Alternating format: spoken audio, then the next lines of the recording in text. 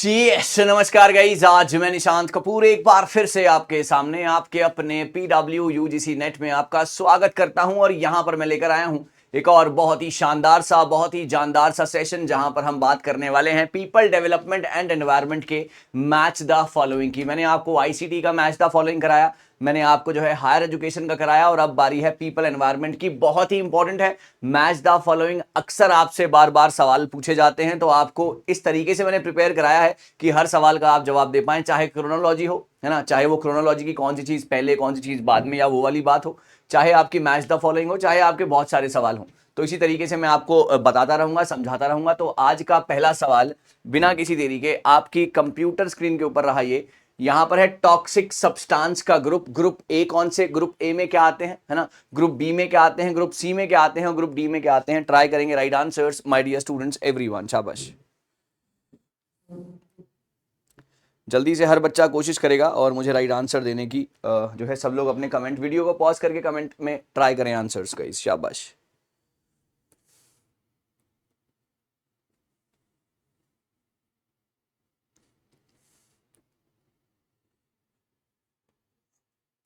Okay, the right answer of this question is answer number D, जहां पर ए का आता है 3, है ना। ग्रुप ए किसको बिलोंग करता है? ग्रुप ए करता है ह्यूमन कार्सिनोजन को। और उसके बाद अगर बात आती है बी की, ग्रुप बी का आता है 1, प्रोबेबल ह्यूमन कार्सिजन। और उसके बाद बात आती है ग्रुप सी की। ग्रुप सी जो है आपका सी का फोर्थ है ना, सी का फोर्थ है आपका, जी हाँ, सी का fourth, that is possible human carcinogen. और आपका ग्रुप डी जो है वो है आपका not classified. So the answer number D is absolutely correct है ना। Answer number D is absolutely correct है। चलिए आगे बढ़ेंगे। यहां पर आप देख सकते हैं substance in group 1 are confirmed by the human carcinogens based on the sufficient human data, example asbestos या बेनाजीन, है ना। ग्रुप बी आता है प्रोबेबल ह्यूमन कार्सिनोजन, जो कि आता है substances have limited human evidence. Group 4 आता है possible human carcinogen include substances with limited animal evidence. और ग्रुप डी का क्लासिफाइड ही नहीं है। Answer number D is absolutely correct. चलिए आगे बढ़ेंगे। हाँ जी सर, नेफ्रोटॉक्सिक, हेमाटोटॉक्सिक, है ना, पल्म्यूनोटॉक्सिक या हेपेटाटोटॉक्सिक? हेपाटोटॉक्सिक, जी हाँ, बताएंगे सर जल्दी से right answers guys everyone. Lungs, liver, kidney और ब्लड, कौन सी चीज किसको अफेक्ट करती है? नेफ्रो, ये तो बहुत ही आसान, नेफ्रो और हेमाटो से ही बात बन जानी चाहिए जहां तक मुझे लगता है। ओके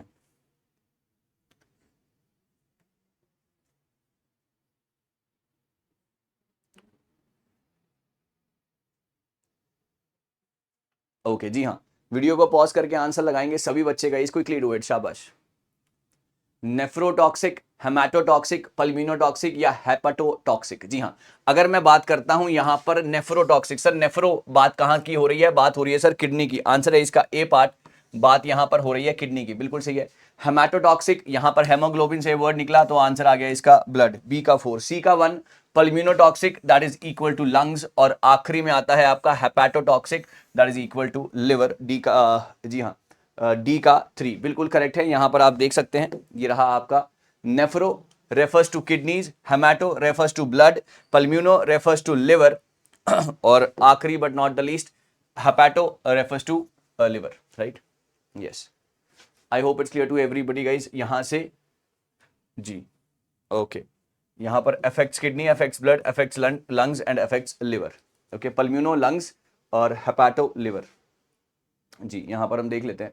जी हाँ, बिल्कुल सही है सर, बिल्कुल सही है। डी का 3 था हेपाटो लिवर, बिल्कुल सही। पल्म्यूनो, पल्म्यूनो लंग्स, बिल्कुल ठीक है। सी का 1 बिल्कुल करेक्ट, सही है भाई। चलो आगे बढ़ते हैं सवाल नंबर नेक्स्ट के ऊपर, और ये रहा आपका सवाल number next. Biosphere, biome, ecosystem या कम्युनिटी? सर यहां पर कौन सी चीज कहां पर सेटल बैठती है? ट्राई करेंगे सभी बच्चे।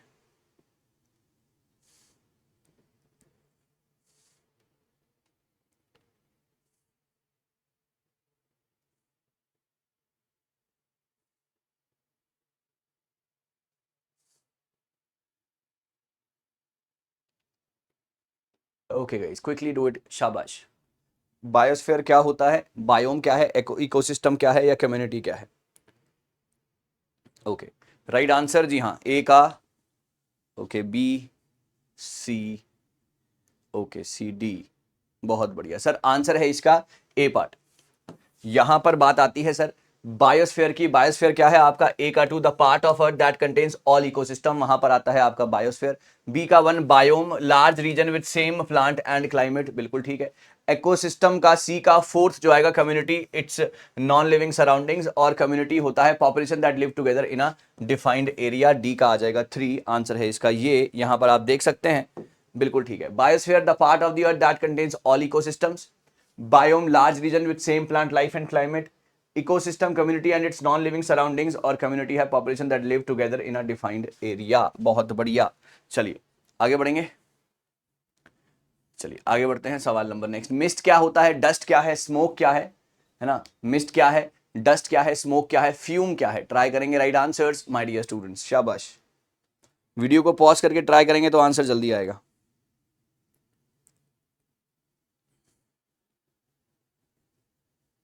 ओके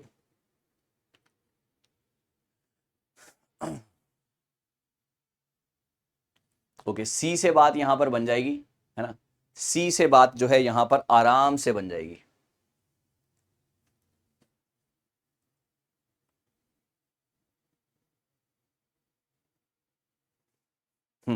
तो सी का अगर आप देखते हैं, सी का यहां पर 1 दे रखा है। तो स्मोक क्या होता है? स्मोक होता है mixture of solid and liquid particles as a result of burning, this is done, है ना? ए का 3 है, मिस्ट हो जाएगा आपका, लिक्विड ड्रॉपलेट्स होते हैं। डस्ट आपका क्या है? डस्ट है आपका बी का 4 सॉलिड पार्टिकल्स, और फ्यूम क्या है? Hot vapours of metals, answer is B part, that is absolutely superb. यहां पर देखेंगे, dust aerosols consisting of solid particles, smoke aerosols which are combination of liquid and solid particles, fumes aerosols consisting of hot vapors and metals। बहुत बढ़िया सवाल, बहुत ज्यादा आसान था यहां पर, है ना? चलिए आगे बढ़ेंगे जी सर। डिसर्टिफिकेशन क्या है, यूट्रोफिकेशन क्या है, ग्लोबल वार्मिंग क्या है, अर्बन हीट आइलैंड इफेक्ट क्या है? ओके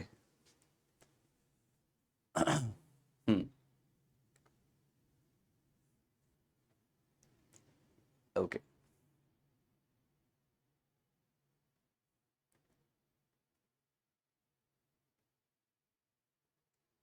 बहुत सही सर, ए और बी से ही कहानी बन जाएगी इसकी। ए और बी से डी सर्टिफिकेशन और यूट्रोफिकेशन से ही कहानी बन जाएगी इसकी। ट्राई करेंगे सभी बच्चे राइट आंसर्स के लिए। My dear students quickly nail it, my dear students quickly nail it. यहां पर आ रहा है sir desertification. Desertification क्या है? जब एरिड लैंड जो है वहां पर बहुत ज्यादा बढ़ जाता है और न्यूट्रिएंट जो है उसके लॉस हो जाते हैं, वेजिटेशन खत्म हो जाती है। यूट्रोफिकेशन क्या है? Excessive nutrient enrichment leading to algal blooms होता है। ग्लोबल वार्मिंग क्या है? Increase in the average global temperature, है ना? और आपका अर्बन हीट आइलैंड इफेक्ट क्या है? Elevated temperature in city areas compare to rural areas. ये है आपका डीप का 2 पार्ट, तो आंसर आ रहा है आपका B part guys. Absolutely correct, answer is B part है। बहुत बढ़िया, आप यहां पर देख सकते हैं अच्छे तरीके से। चलिए, एयर लैंड वाटर नॉइस बताएंगे, ये भी अच्छा सवाल है। ट्राई करेंगे सभी बच्चे राइट आंसर्स के लिए my dear students, quickly nail it. Video को पॉज करके आप इसकी हिंदी इंग्लिश दोनों देख सकते हैं। जी हाँ, ओके जी। इसका आंसर बनेगा गाइज सी पार्ट, इसका आंसर बनेगा गाइज सी पार्ट। एयर क्या है? Industries, industries, thermal power plants and motor vehicles emission, यहां से निकलेगा आपका ए। ए का हो गया 2, बिल्कुल सही। बी का 4 लैंड, लैंड हो गया आपका overuse of chemical fertilisers, बिल्कुल सही। उसके बाद आपका वाटर आ गया, वाटर सी का हो गया आपका, सी का हो गया आपका 1, है ना? Point and non point source such as discharges from industries etcetera. और नॉइस हो गया आपका roadway, aircraft, industrial as well as high intensity sonar, that is C का हो गया आपका, डी का हो गया आपका 3, है ना? डी का हो गया आपका 3। यहां पर आप देख सकते हैं C part is the correct answer here. Air pollution primarily caused by emission from industries, power plants, vehicles, matches with 2। Land pollution often results from the overuse of chemical fertilizers. Water pollution can originate from point-to-point sources, and noise pollution by the road, air, rail, and everything. Answer is this. चलिए आगे बढ़ेंगे। Volatile organic compounds क्या है? Phosgene क्या है? Ammonia क्या है? Arsenic क्या है? ओके जल्दी से गई, शाबाश। फटाफट से ट्राई करेंगे राइट आंसर्स के लिए। वीडियो को पॉज करके सब लोग कोशिश करेंगे और राइट आंसर्स आने चाहिए गाइस।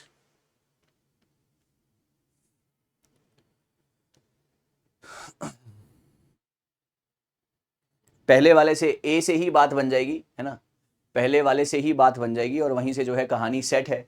आई होप आपने वीडियो को पॉज करके रखा है। सर वॉलेटाइल ऑर्गेनिक कंपाउंड्स किसके लिए हेल्प करते हैं? सर ये करते हैं आपकी स्मॉग फॉर्मेशन के लिए, यानी कि ए का आ गया यहाँ पर 3। जी हाँ, ए के 3 से ही यहाँ पर कहानी जो थी बिल्कुल सेट हो जाती है। Volatile organic compound smog formation में बहुत ज़्यादा यूजफुल है। ए का 3 बिल्कुल करेक्ट है ना, ए का 3 बिल्कुल सही। उसके बाद आता है सर फॉस्जीन, यहाँ पर आएगा सर पल्मोनरी अडीमा, बिल्कुल सही है। उसके बाद अमोनिया क्या है? अमोनिया है आपका जो कि रेड ब्लड सेल्स को डैमेज करता है। और आपका आर्सेनिक क्या है? आर्सेनिक है आपका, जी हाँ, डी का 2। ओके, डी का 2, एक मिनट, यहां पर शायद कुछ गलती हुई है। ए का 3 smog formation, smog formation. B का 1 this is this. Okay, C का 4 ammonia, acidification of water bodies. और आर्सेनिक कहां पे आ गया? Damage red blood cells and this is correct answer है इसका ये पार्ट। यहां पर आप देख सकते हैं काफी आसान, मतलब मैंने हर एक वो चीज कवर की है जो कि आपके एग्जाम के लिए बहुत ज्यादा इंपॉर्टेंट है, बहुत ज्यादा मायने रखती है। चलिए अगली चीज आ गई सर ये क्लाइमेटोलॉजिकल, जियोफिजिकल, हाइड्रो और मीटियोलॉजिकल। ये तो काफी आसान है यार,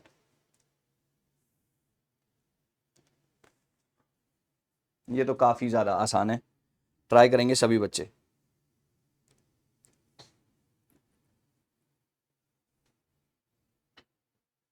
ओके, ए और बी से ही बात बन जाएगी।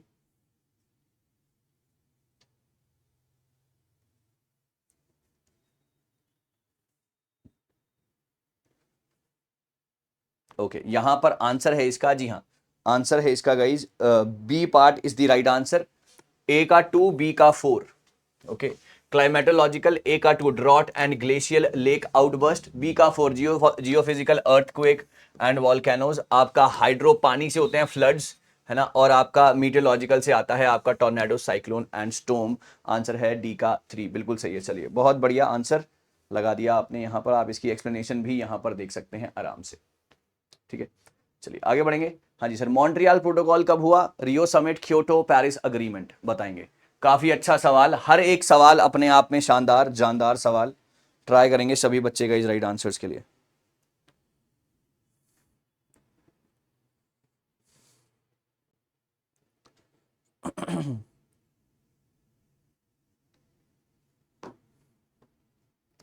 ट्राई करेंगे right answers my dear students everyone.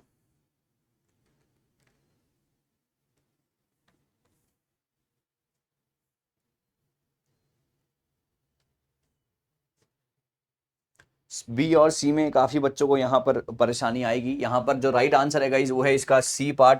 अगर मैं बात करता हूं आपके मॉन्ट्रियल प्रोटोकॉल ए का 2 है ना, दैट इज इन 1987, बहुत बढ़िया। रियो समिट 1992, बहुत खूबसूरत। क्योटो प्रोटोकॉल 1997, बहुत शानदार। और पेरिस अग्रीमेंट 2015, बिल्कुल सही है सर, आंसर है इसका सी।